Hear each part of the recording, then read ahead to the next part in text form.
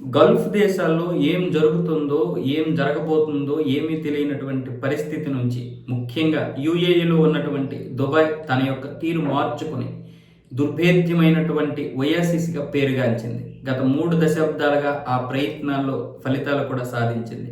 ఎంతలా సాధించిందంటే ప్రపంచ దేశాల్లో ఉన్నటువంటి చాలామంది దుబాయ్లో నివసించడానికి ఇష్టపడుతున్నారు. ఈరోజు 90% మంది దుబాయ్లో స్థిరపడినటువంటి వారు విదేశీయులే.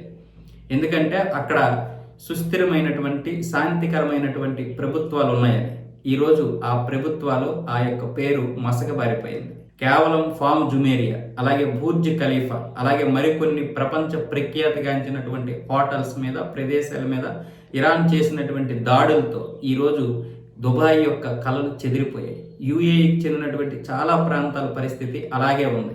కేవలం యూఏఈ మాత్రమే కాదు, గల్ఫ్ దేశాల్లో ఈరోజు అభివృద్ధి చెందినటువంటి ఖతర్ కావచ్చు, బహ్రెయిన్ కావచ్చు, సౌదీ అరేబియా కావచ్చు, మిగతా ఏ ప్రాంతమైనా కావచ్చు, అన్ని దేశాలు కూడా ఈరోజు ఇరాన్ చేసినటువంటి దాడి కావచ్చు, లేదా అమెరికా ఇజ్రాయెల్ చేస్తున్నటువంటి యుద్ధంలో ఈరోజు అవి కూరుకుపోయాయి. దానివల్ల మొత్తం మసకబారిపోయింది దాని పేరంతా కూడా. ఈరోజు భారతీయులు కూడా అక్కడ బ్రతకడానికి ఇష్టపడట్లేదు. అంతేకాదు ప్రపంచ దేశాల్లో ఉన్నటువంటి ఎంతోమంది స్థిరపడ్డారని చెప్పుకున్నాను కదా, వాళ్ళందరూ కూడా మళ్ళీ ఇక్కడ ఎన్నాళ్ళు ఇలాంటి భయంకరమైనటువంటి పరిస్థితుల్లో ఉంటాం. కేవలం ఇప్పుడు ఇజ్రాయెల్ ఇరాన్ మీద జరుగుతున్నటువంటి యుద్ధం మాత్రమే కాదు, కింద సంవత్సరం కూడా ఇజ్రాయెల్ చేసినటువంటి దాడులకి భయపడిపోయారు.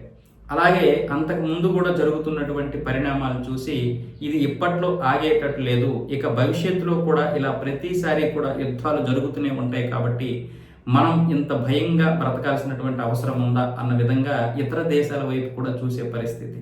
ఈరోజు దుబాయ్లో ఎంతో సెక్యూరిటీ ఉంది. మనం ఏ పరిస్థితుల్లోనైనా సరే మనకి భద్రతకి ఏ విధంగా లోటు రాదనుకొని 25,000 మంది దుబాయ్ని పర్యటించడానికి వెళ్తే వీళ్ళందరూ కూడా ఈరోజు బిక్కుమనుకుంటూ ఎయిర్పోర్ట్లో గడుపుతున్నటువంటి పరిస్థితి. వాళ్ళందరికీ దుబాయ్ ప్రభుత్వం ఎంత ధైర్యం చెప్పినా ఒక్కొక్కసారి ఎయిర్పోర్ట్ పైనుంచి వెళ్తున్నటువంటి క్షిపణులు చూస్తే వాళ్ళ మాటలు ఏ విధంగా ధైర్యాన్ని ఇస్తాయి.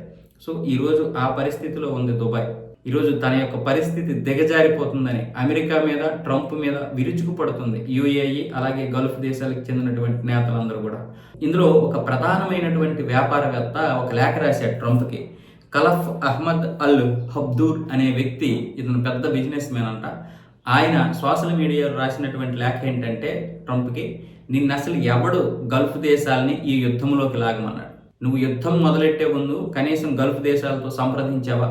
నువ్వు ఇజ్రాయెల్ కలిసి ఇరాన్ మీద దాడి చేస్తున్నప్పుడు ఆ యుద్ధం ఎలాంటి పరిణామాలు తీసుకొస్తుందో నీకు తెలుసా? ఆ మాత్రం తెలియదా నీకు? తెలిసే కదా ఇదంతా చేశావు. మరి ఇప్పుడు మాకు ఎంత నష్టం వస్తుంది? ఇది కేవలం ఈ రోజు జరిగినటువంటి దాడి కాదు, ఇది మా మీద మరో 2 దశాబ్దాల పాటు ప్రభావం చూపించేటటువంటి దాడి.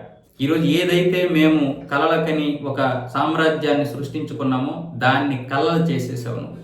ఆ విధంగా ఆయన ఇంకా అనేక రకాలైనటువంటివి బూతులు తప్ప అన్నీ రాశాడు అందరూ ట్రంప్కి. అంటే ఎలాంటి పరిస్థితి ఉందో దుబాయ్లో అర్థం చేసుకోండి.